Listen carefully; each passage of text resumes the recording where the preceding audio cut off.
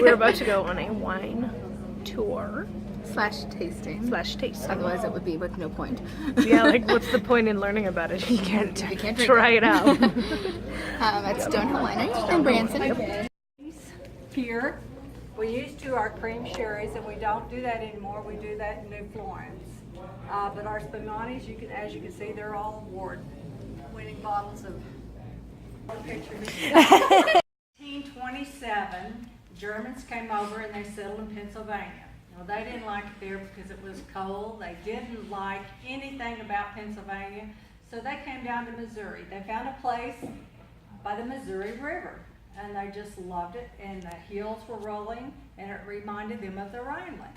So they bought, and they made a small town called Hermann, Missouri. Well, they became the second largest producer in America. They were selling close to 2 million barrels of wine a year. 1920 came along, and guess what happened? Prohibition. Prohibition. Well, the Germans thought it didn't apply to them. Well, the authorities decided they'd just make an example of it. So they went in, they cut their orchards, they burned them, they took axes, they knocked holes in their barrels, they destroyed everything in the winery. Wine was just rolling down the streets of Hermann. They said about 12 inches deep. It got to the river and actually turned the river red.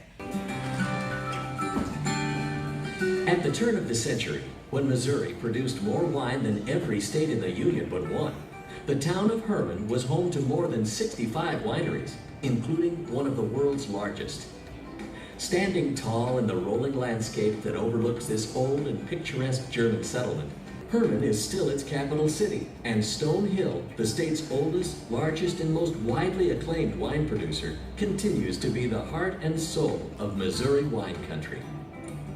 Forced out of business in 1920 when Prohibition banned all beverage alcohol, these cavernous cellars, the largest series of arched underground cellars in North America, were used to grow mushrooms for 40 years. Then, in 1965, when the mushroom business declined and the property faced abandonment, it was purchased by Jim and Betty Held and reopened as a commercial winery. Missouri's winemaking heritage is deeply rooted in centuries of time-honored European tradition. White wine and most blush wines are made by pressing out the juice as soon as the grapes are crushed. With red wines, the difference is that fermentation, nature's process for turning sugar into alcohol, is started before the grapes are pressed in order to extract color from the skins. These barrels here are over 170 years old. This one holds 1,074 gallons, and that one 1,075 gallons. Now, I told you about Prohibition. Well, these two barrels actually survived the Prohibition. It's because the monks had it down the monastery.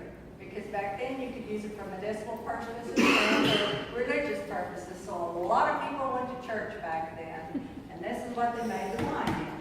After they emptied this out, they needed somebody to get in there and clean it. Well, they had to be small enough to fit in that hole. They'd only be in there maybe 6 or 7 minutes or they'd pass out because of the fumes. So somebody had to stand here and just wait. I don't know, there's Sarah Beth. If they didn't answer, they'd reach in there and pull them out by the legs. And they'd send somebody else in there.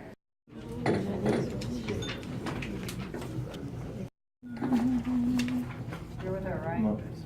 You're not with her? Oh, we don't know you. Everybody got pens? Yeah. Miami, Oklahoma? You don't want any? No, I don't.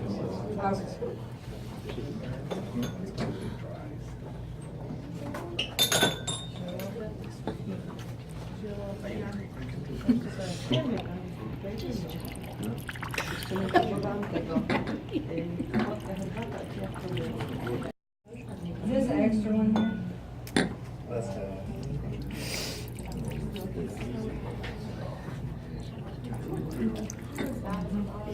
Does it? Kansas City. Where? Kansas City. Kansas City? Yeah, Kansas City. Oh, well, you sure have an accent to be a Kansas. Oh, no, originally I'm not from Kansas City.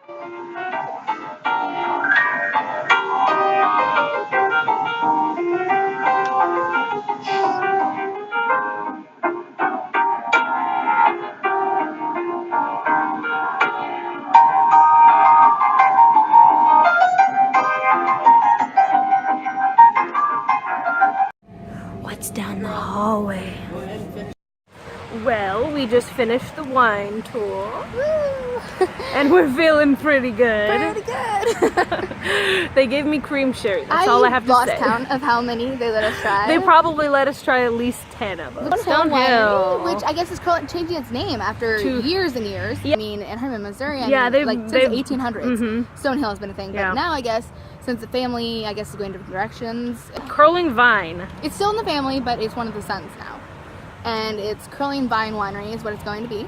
It's still going to be here in Branson. You can come get a free wine tour anytime. They give you plenty of wine. The wine will still be as good. And then you can buy your own, and it's really good Just like pricing, Glory so- did. Ah, wine.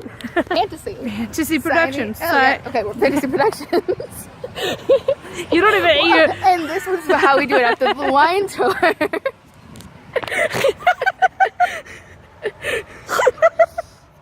Fantasy Life Fantasy. Productions. Hey, how are we gonna say it?